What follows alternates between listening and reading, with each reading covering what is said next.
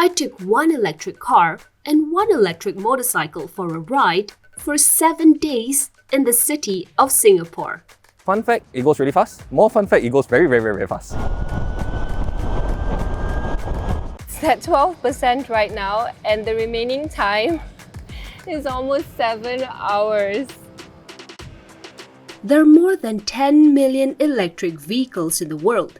That's pretty impressive, considering that if you rewound back a decade, you'd find a grand total of 0. But before the world can fully make the switch to electric, sufficient infrastructure has to be in place first, especially in cities crammed with high-rise apartments. Governments all around the world have been encouraging that with policies and incentives. But where are we on that journey? And can a city dweller like me adapt?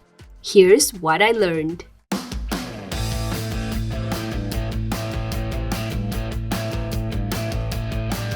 If you drive electric, you still have to contend with all of the pitfalls of city driving and the charging question, like where would I charge it? How fast or slow will charging be? And with rising electrical prices, how much will a full charge cost?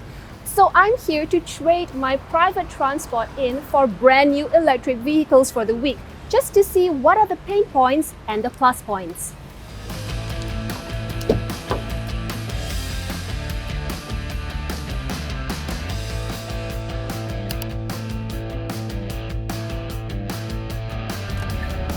Five years ago, there were only 12 pure electric cars driving on Singapore roads, and by August 2021, there were more than 1,800 electric cars, with about 11% of them being Teslas. And that's just in a small city state. In 2021, 6.75 million EVs were sold globally. That's double 2020's figures. Tesla leads the market with the most all-electric car sales by far in 2021, followed by the Volkswagen Group, BYD, GM, and the Stellantis Group, which has brands such as Jeep, Chrysler, and Alfa Romeo in its stable. Now back to driving. After being on the road for a while, I decided to give my car its first charge during lunch, but I had to find a charging point first. Thankfully, there were several apps to help me with that. They said that there's charging lots here. Just trying to find them. So there's two kinds of charging points. This is the normal kind, I believe, and this one is the fast charger. Is it far enough? It doesn't look like it's far enough. I think you need to turn. I think I need to turn the car. Okay. Because the charging cable wasn't long enough, so I have to go hidden first. Okay, take 2. Right now it's actually full, so we're gonna see if it makes any difference. We have to add our credit card to the app first. Oh, fantastic! So in the time that we took the car to our first charge, we went down 3%. It says that it would take 4 minutes. It's been 10 minutes plus, and it has only charged 4%, not a full charge. So I think what we're going to do is going to stop right now. We don't need a full charge. Hyundai promised a mileage of up to 484 kilometers with a full charge for its Kona electric model. So I put it to the test. It's been a very, very fun ride, very smooth, basically like any other car, just that we're not visiting petrol stations anymore. We are using our mobile apps to locate the nearest charging point, and we're going to be heading there right now because it's less than 60 kilometers to go, and I don't want to risk going on an empty battery. Oh, it's just right in front. Fantastic. And I'm gonna learn from my mistakes. I'm gonna go head in.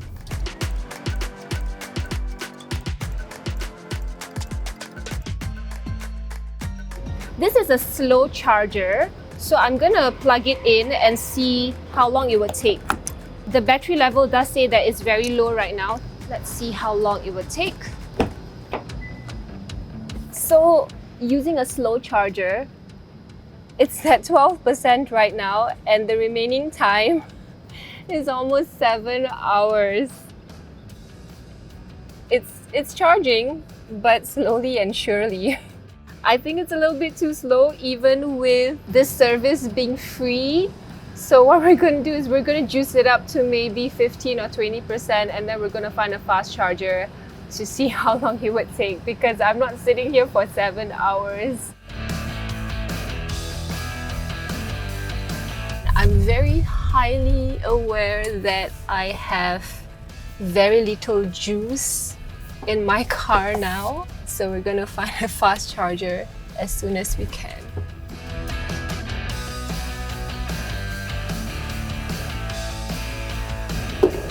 I feel like I'm an expert already.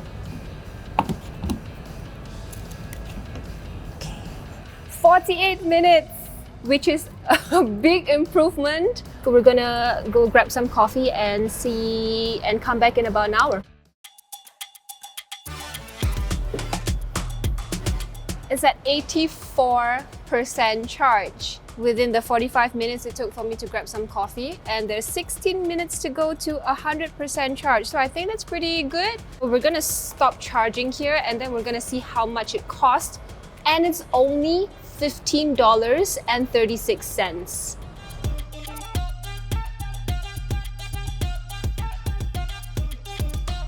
Singapore is a country of only 2,000 charging points.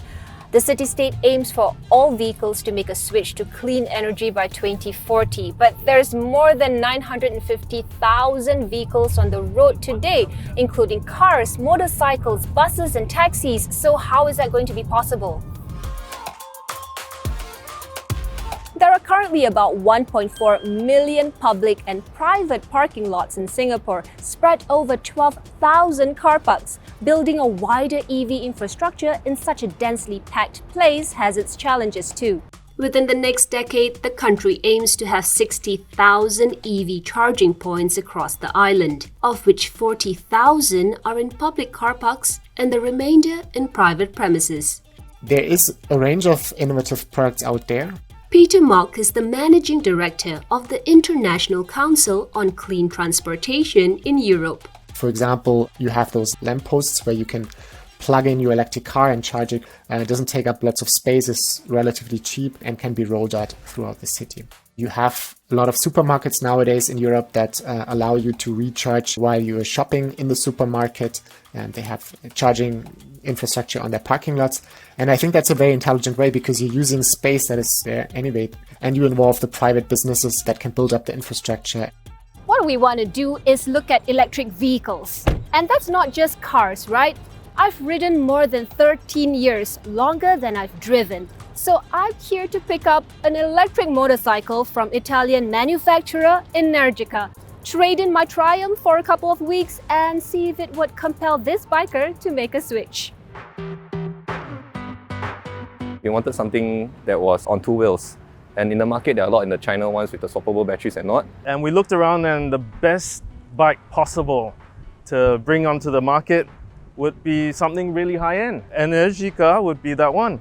Tell us about this one. This is the Energica SA 9 Plus. The base model for this has an 80 kilowatt motor with a 21.5 kilowatt battery. But the performance on this, if we go just based on specs alone, is 0 to 100 in 2.8 seconds. Wow, that's really fast, and I'm sure I'll have the opportunity to test that out. What's the comparison between this bike and a conventional CC bike? No comparison. Plain and simple. Let's open up the bike. Here is your DC and AC charger. So I can charge anywhere that I can charge an electric car. That's correct. So we have a charger in the office, and that's where we charge it. If you're not working for 30 minutes, like a normal person will work for about 6-7 hours, you get off work and it's fully charged. People like myself, people who are trying out electric vehicles, who's only used to, the norm, and, trying to change that mindset, and I think that's one of the harder parts about trying to get people to switch over, right? Number one, when we talk about EVs, it's always a range anxiety. Energica has got one of the highest range, On an eco mode, it goes about 380 on real world mileage. That's really more than enough for a week. And it's perfect because in a city like Singapore, right, you're not always on the highways, you're on traffic, stop, go. Every time it stops, there's actually a current of 126 amperes going back into the battery. The second one is the lifespan of the battery. They like to liken it to a handphone. My handphone, after 3 years, my battery is dead. But for an EV car or bike, as long as you keep the battery between a healthy range of 20 to 80%, it will last you 10 years or more. Once you change the whole mindset about that, right, then you realize that actually electric cars and bikes are really the way to go.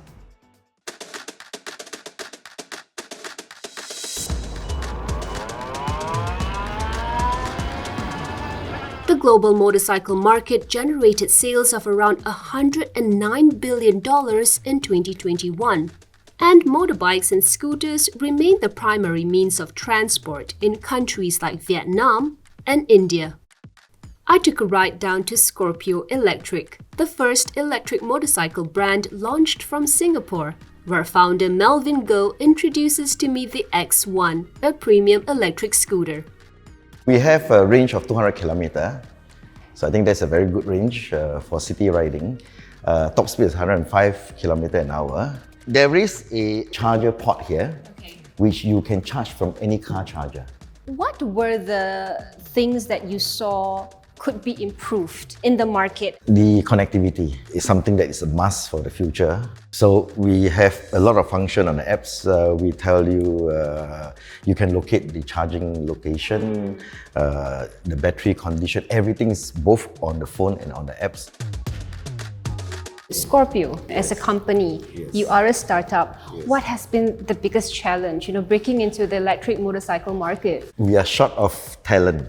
So it's a question of the government, the people, the enterprise, those companies encouraging electric, and it will happen eventually, very quickly. The X1 wasn't available yet for a demo ride, but the Scorpio team allowed me to test ride an earlier prototype. It's a lot of fun. Great ride. And I was treated to the power of the electric scooter, with one of the guys doing a quick burnout.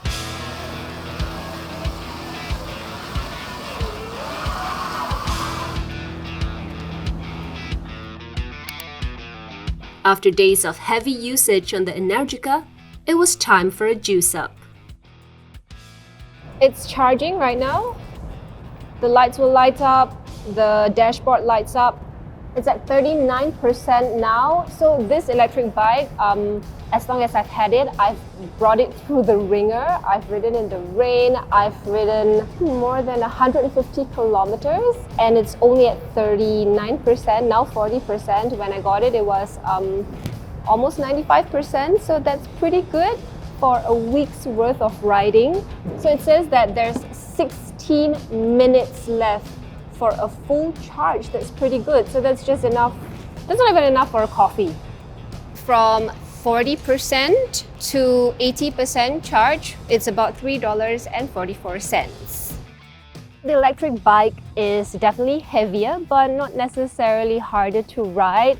And look, well, I'm a true blue city girl, and I think if I've ridden on enough electric motorcycles and scooters and found the right one for me, the right height, the right size, I might make the switch.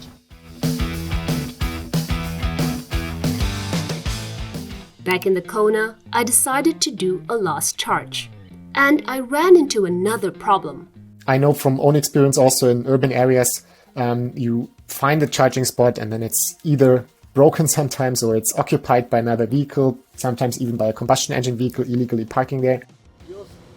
Mine, I just need to charge like maybe half an hour.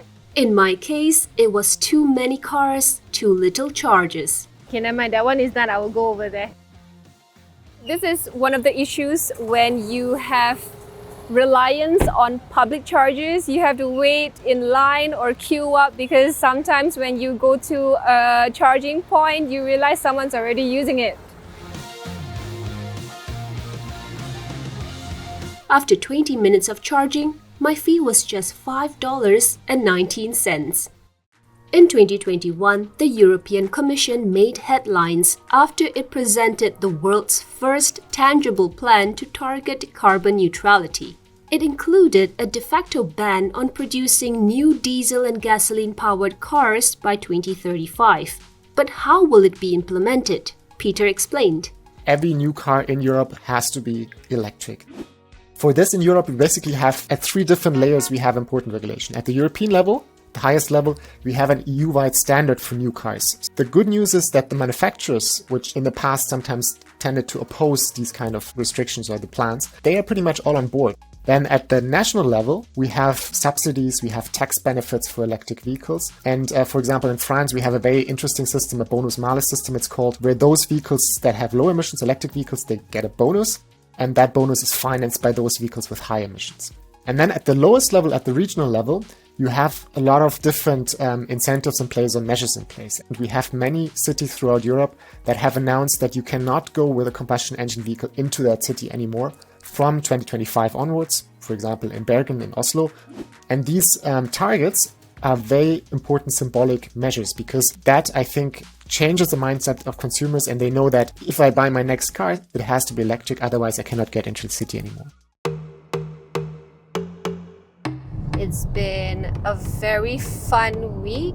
Those 3 challenges that I predicted for myself, even with the very few charging points in Singapore, the infrastructure is there to build up and add on to. My advice to any city in the world really would be get to know your fleet and measure the emissions, the real world emissions of those vehicles driving on the road. Think about implementing these low or zero emission zones. But then, of course, if citizens buy more and more electric cars, you as a city also have the responsibility to provide the necessary infrastructure, and then following up step by step and increasing the density of charging infrastructure and making sure that it's accessible and functioning, of course, for the entire population.